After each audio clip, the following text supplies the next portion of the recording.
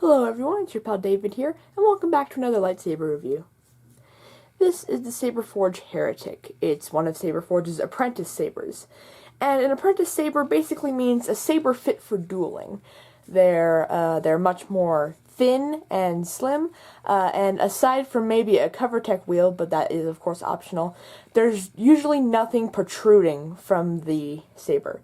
Instead, they'll have something like this for a replacement of an activation box, just a little black outline of a square, and for agreeably, well, they'll often replace that with just design as well. Starting off with the emitter here, you have a very nice slanted emitter, although I believe it should be more of an S-shape, S-curve like a Graflex. Much more shallower than a Graflex, of course, but not quite as straight cut as this one appears to be.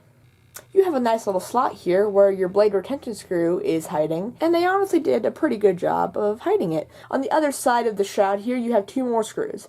This one being your LED retention screw, and this one being your shroud retention screw. Yes, this shroud is one separate piece, and if you were maybe wanting this saber a bit more custom, you could certainly remove the shroud. As mentioned before, this little black anodized circle is meant to be a substitute for a little red button-ish greebly that was there.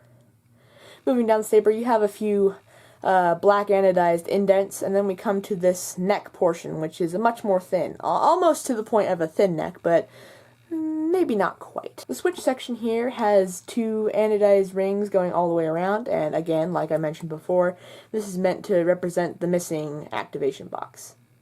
The switches are on the side in relation to the saber. It should technically be like that, but since it's more custom, this is the front-facing view.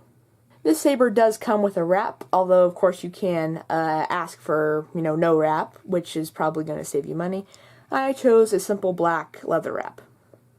I also went with the CoverTech wheel on this one, just because, why the heck not?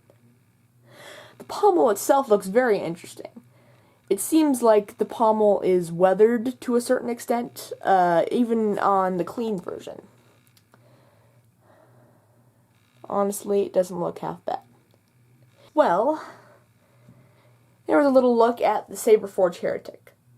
My final thoughts are, it's a great custom saber. Even though it is based on a cannon hilt, it is stylized enough so that it can be its own thing, and the removable shroud adds another level of customizability. This saber is only $75 with no add-ons or electronics, and honestly, for the price, it's pretty good, actually. Well, those are my final thoughts and opinions on the Saberforge Heretic.